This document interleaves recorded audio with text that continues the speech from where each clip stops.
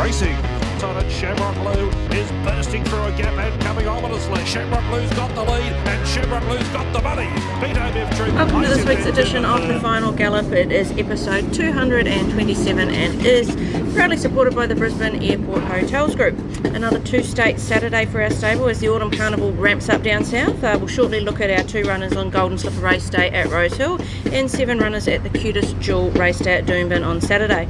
Morning, Tony. It's been a roller coaster last Saturday with Briar's Kingdom making it back-to-back wins at Eagle Farm, but Baller unfortunately coming to the end of his prep in the new market at Flemington. Yeah, Baller unfortunately really felt the ground down there. He's ran on two, firm threes or good threes at Flemington this time round. He just can't handle those repeat efforts on those really firm tracks. He doesn't have he's a big heavy horse. He doesn't have the action or the legs for a surface like that, unfortunately. So we'll bring him home, and as the weather starts to cool, which is certainly not happening at the moment here in Queensland, it's bloody hot. It's hot everywhere, I think, on the eastern seaboard. As it starts to cool, get into the winter months, these tracks will hold more moisture, and hopefully we'll see Baller bounce back, which I'm sure we will, because he's in really good shape. So he's arriving back at Embrook today. He'll have a nice easy time. We'll see him here in the Victory Stakes, and hopefully on to one of the big Group 1s during the Carnival. And Briar's Kingdom, he's been a ripper. I remember when he first come in, he's nothing fancy to look at. He's a very fit horse. He obviously come to us from Peter and Paul, and he was awfully healthy, and he's done a great job up here. He's one of those horses that's just found his niche. He's on-pace runner. I thought he was very tough on Saturday. Situation Room's doing a lot of talking here, guys in the background playing with his water bucket.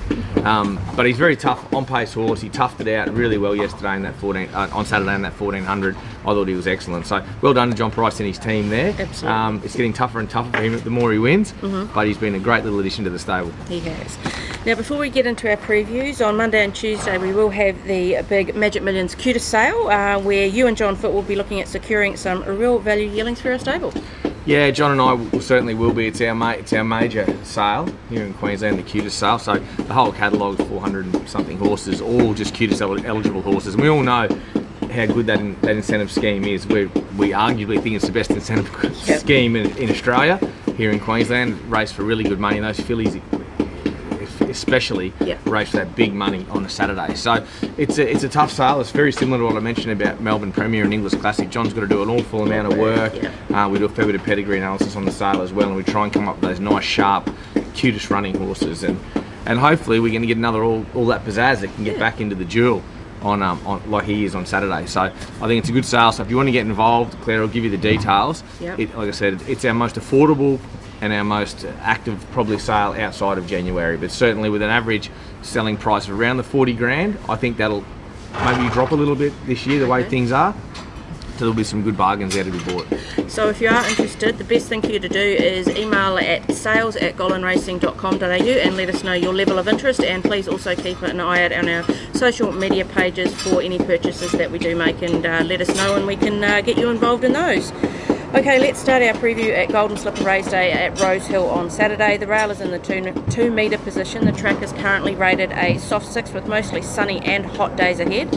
Unless Rosehill gets an unexpected shower on race day, you'd think it'll be a good 4. Yeah, I'd imagine they'll be putting plenty of water on this track. They got a bit of rain there, I think, Tuesday. They did it round week anyway over on the east, but there's some really warm weather forecast in Sydney. I think today's supposed to be a scorcher, a little bit of relief for a couple of degrees tomorrow, lower 30s, and then a very warm day for Slipper Day. So the racing's going to be plenty of hot action on the track, and it's obviously the weather's going to come with it. So for once, we're looking at a really good ground for a Slipper Day. We're used to seeing this meeting with very wet weather, so to the point where it's been moved. So we're looking for a really firm track there on Slipper Day. We will start with race 5, which is the 3-year-old Darby Munro Stakes, which is a listed race over the 1200 metres, a race that Isotope did win 2 years ago.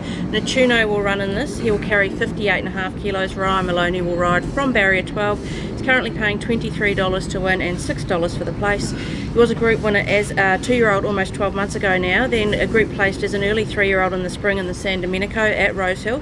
He's returned really well and has had a nice jump out a fortnight ago. Yeah, he's had 3 jump outs and trials, Claire, to get him really ready for this, and he's a noted first up performer. So I think arguably his best run in the spring was first up in the San Domenico. He was brilliant.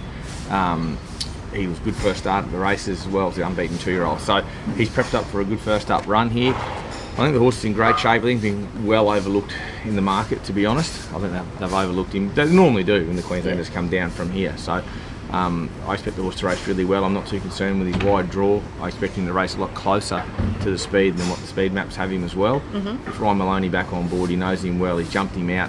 He can be an aggressive colt and a little bit difficult, but Ryan knows how to work with him better than most. And I think we'll see a horse race a hell of a lot better than the $23 quote. Okay.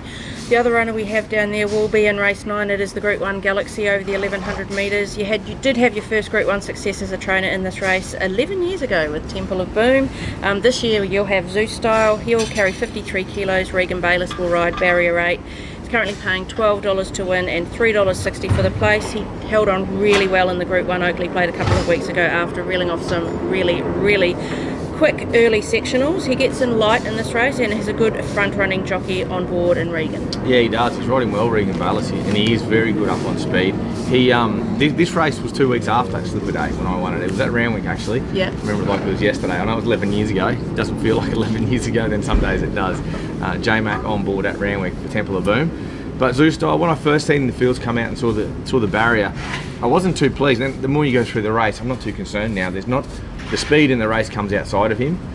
Eduardo's a very quick horse out, particularly that first 100 metres out the gates. He's so quick into stride. He's drawn out quite wide, so Nash will be sort of probably pinging out on him. But I'd imagine we could if we step like we did in the Oakley Plate, we'll cross everything underneath us. Then it's a matter of what we want to do with that tempo outside of us. So Regan will have options. I think good ground.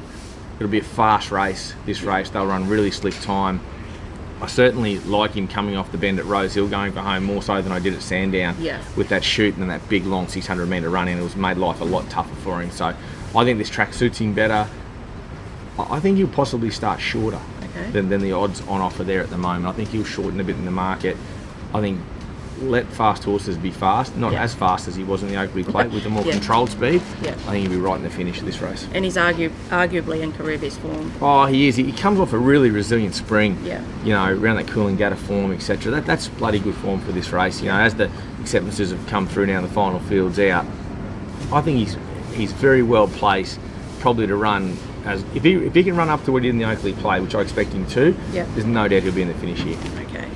Let's look at the $2 million QTIS Jewel Raceday at Doomben on Saturday now. The rail will be in the 1.5 metre position. The track is currently rated a soft 6 with fine and hot conditions ahead. So we should be back to good 4 here too on Saturday, Tony. Yeah, it will be good ground here. We've got good fine weather forecast here, quite warm as well. So Ross Smith and his team over there at Doomben, they'll have to keep the water up to that racetrack, I'm sure. It's great to have this QTIS Jewel meeting here at Doomben. It was a good option once the Gold Coast was out of play to come here. We obviously all head down then Sunday to start looking at yearlings and that sale we spoke about earlier in the show. But I like this meeting back at Doomben. I think the track will race really well, really fair. You've got pretty good sized fields all day. And what's this meeting, pardon the pun, but it's the jewel in our autumn carnival up here in Queensland. You know, get to showcase these QTIS horses, and they race for some unbelievable prize money there on Saturday.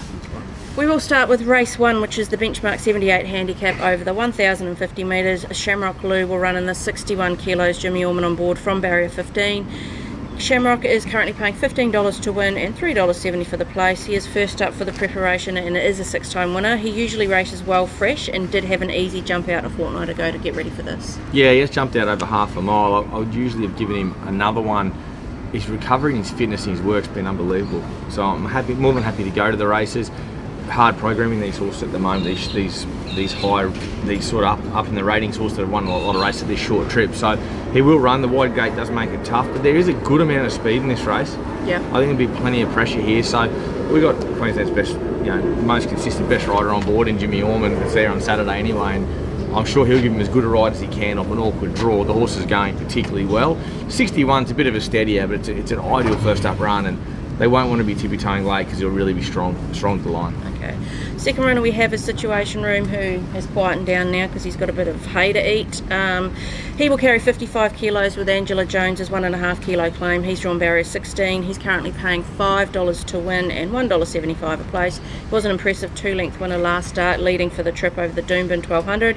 He does drop back to the 1050, but he has had 3 wins over this distance range. Yeah, it's a good trip for him. If anything, we were nervous about the 1200 the other day.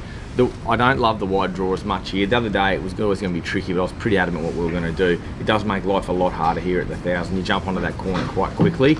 We'll have to roll forward on him. That's his natural pattern. He's got good natural speed. It's just how much work he'll have to do against these 1,000-metre horses. But he's hard and fit. He's in good order, the horse, and he's just a real trier, as I mentioned before. He puts his best in every time. So he'll race really, really well, but the barrier is my concern. Third runner we have is Put on the Red Light. She'll carry 53.5 kilos. Kyle Wilson Taylor will ride. Barrier 4. She's currently paying $9 to win and $2.50 for the place. 5 runs this prep and they have resulted in 5 placings.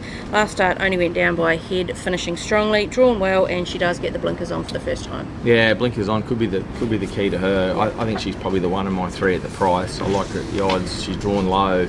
She can settle midfield here on the back of what I think will be quite a frantic speed. And then she can be really, really strong to the line. So the blinkers should alleviate that bit of a flat spot. Yep. I like her around Doomben at 10.50. If she can travel kinder and sprint quicker with the hood on, I'd expect her to be right there. So I think if we're going to have a bet around the odds in this race, I think she's probably the one. Okay, so she's on top out of your 3? Oh, I just think at the price. Yep. You know, they're all very nice horses. You know, Shamrock Lose have to go back a fair way, I'd imagine, from his gate Ormond. You can't rule him out of getting in. He's such a good rider. And situation room is how much work he's got to do. Put on the Red Light should just get that lovely run, midfield, and then Big Johnny on the spot to strike. Okay. Race 4 is the Class 3 plate over 1,200 metres. Miss Tambo will run 55.5 kilos. Kyle Wilson Taylor will ride her. Jumping from barrier 7, she's currently paying $10 to win and $3.10 for the place. It was a good win last start at this track and trip by 2 lengths with Kyle on board. She's actually had 3 races with Kyle for 2 wins and nearly 2 lengths in each win and half a head second the other one. Yeah, he knows her well. He rides her every day. He's really used to the way her pattern of racing. A big field of horses here suits her. Kyle will be able to make use of that barrier a bit and sit just on the back of the speed. He won't be all that far away. Might be 3 pairs back. He'll get a lovely run. She's got a good turn of foot. She's missed consistency. She never runs a bad race, particularly when he's on board. And I think track conditions are there to suit. So I think Doomben is her track where you see her race better. Her Eagle Farm runs hasn't been as good. At Doomben, she's been brilliant. I really like her in this race. There's other horses in this plate race that probably profile a bit better, but I think at the price, I think she's up to the mark. She's going very well. Okay. Race 6 is the Military Rose plate over the 1,110 metres. Isotope runs 56 kilos. Jimmy Orman will ride her. Barrier 14. She's currently paying $2.80 for the win and $1.45 a place. She does make a return to the track after a Melbourne spring campaign. She does love Doomben with 3 wins from 4 starts, and it is her first time back here since her Freakish Gold Edition win as a 3-year-old. Yeah, she loves the track. She'll enjoy going back to this grade. This is a big step down from what she's been racing in. Had 3 jump out to a trial similar to Nettuno, and we spoke about him earlier. She's right up to the mark. Got a woman on board. The barrier is our only steadier at the 1,100. But look, I think the market's got her well wrong. I'll be shocked if she doesn't start well shorter. Okay. And she's the best horse, so sometimes you overlook. You want to look for reasons why these horses get beat. I'm not going to blame the barrier. I'm not going to find a reason. I think she'll win. Okay. Race 8 is the $500,000 3-year-old QTIS Jewel over the 1,200 metres. All That Pizzazz will run in this race. 57 kilos. Ben Thompson will ride him. Jumping from barrier 8, he is currently paying $3.80 to win and $1.75 for the place. He did qualify for this race with his last start win in the Prelude at Eagle Farm over 1,000 metres. Drawn in the middle with an informed Ben Thompson, continuing his association with him. Yeah, Ben knows him well, knows the way we want to ride him. I like the way this race looks on paper so far. Looks to be good pressure in it. I was hoping Beast Mode would stay in from 18 to put more speed in the race, but they'll roll along quite quick here. He's just the perfect little racehorse. He's got that good barrier speed, puts himself in a position you can just switch him down then. I thought the other day he raced even a little bit fresh. Yeah. I know the horse Steve O'Day's Spirit Queen started to run home late at him, but it had a very light weight on its back. We made it a lot better at the weights here, so I think he's well placed. We know he's better up to 1,200. I'm positive he's better up to 1,200. So any queries on him at the distance, I think, can be dispelled on the weekend. He's a smart horse. He'll put himself in the right position. He looks the hardest to beat for me. One of my best chances on the day. Okay. Moving on to race 9 is the benchmark 78 handicap over 1,350 metres. Departy Girl will run in this 53.5 kilos with Angela Jones's 1.5 kilo claim, and she has drawn barrier 8. She is paying $13 to win at the moment and $4 for the place. She stepped away slow first up and got too far back, but her best work was through the line over the 1,200 metres. She is 2 from 2 at the track and trip, drawn the middle and gets in nice and light with Angie's claim. Yeah, far better at 13.50. She's got no room at all, no luck first up. She was a really good first up run. I scratched her last week in favour of this race. I think we've come with a better race here. I think she'll be right in the finish. She's a lovely mare. 1350 Doomben's her jam. That suits her. Track will suit her, and Ange will ride her well. Okay. We are into the final furlong of this week's Final Gallop. Who do you think your best winning chance on Saturday is? Isotope. Isotope, very quick, very definite. Yep. Okay. Your best each way chance? Zoustyle. Zoustyle, down in Sydney. Yep. And your best at the provincials over the next few days? I'd love to clip Clearview Star on Friday, because I do think he's found the right race, but he's a tricky bugger. Yeah, I will. I'm going to go. I've got a good team in at Sunshine Coast on Sunday as well, small but good team. But yep. I'm going to go Clearview Star with Ormond on board on Friday. Okay, your best track worker this week? Oh, hard to go past the Gallop of Isotope and All That Pizzazz. They were terrific.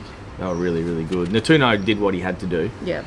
He can always be that big keen early, but he didn't overwork, which was good for him. So I was happy with him. But Nettuno, Isotope, and All That Pizzazz worked together on the course proper. They were brilliant. Okay, your best, your performance of the week from the stable?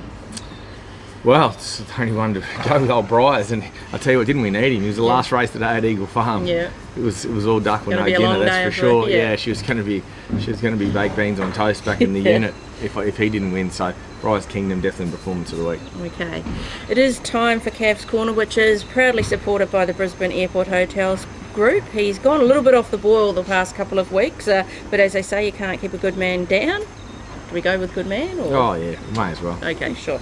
Okay, here is Cav for this week's Cav Corner. Welcome to Cav's Corner for this week. This week, I'm going to forget about the city. I'm going to go to the provincials on Sunday, the Sunshine Coast. I'm going to go Flensburg a win, into Chairman a win. I know I'm going to get a lot of knockers over picking Flensburg, but horse has done nothing wrong. 1800 metres, so we'll go Flensburg a win, Chairman a win. Good punting, guys. So he's gone very wide. He's gone Sunday. So he's gone Flensburg a win into Chairman a win. That's a very out there kind of... I'm really surprised. I'm really surprised he hasn't gone. Like my multi will be Isotope and All That Pizzazz on Saturday. And I was shocked. I thought he'd definitely have Isotope in there because he loves her so much. So did I. She's his pet. So I think he's just done it on I don't know whether he's purpose. doing that to take a bit of heat off or not. I'm not sure. I'll have to ask him after we finish doing this show. But Flensburg's run was really good first up. He was the typical run of that stayer, resuming, stepping out to 1800 in the right grade, and Kyle knows him for having that ride on him. And the Chairman's horse going really well. We scratched him from yesterday's race just due to that barrier. I'm glad he did. It was on speed, dominated. So he'll get his chance up there. Okay. Good luck for a big Saturday, Tony. A big Group 1 down south, and then the lucrative QTIS Jewel back home here. Yeah, it's going to be a big few days, Claire. Obviously going to Sydney for the horses down there, then back, so looking at yearlings and get our purchases in order for next week. So I can't stress enough, guys, get into the team here, send them some emails if you want to be involved in these yearlings next week, and really watch out for what we buy, because the horses at this price bracket from this sale, they go really quickly. So the sooner you register your interest, the sooner we can get information to you and you have first chop at them. Absolutely. Best of luck to everyone on Saturday.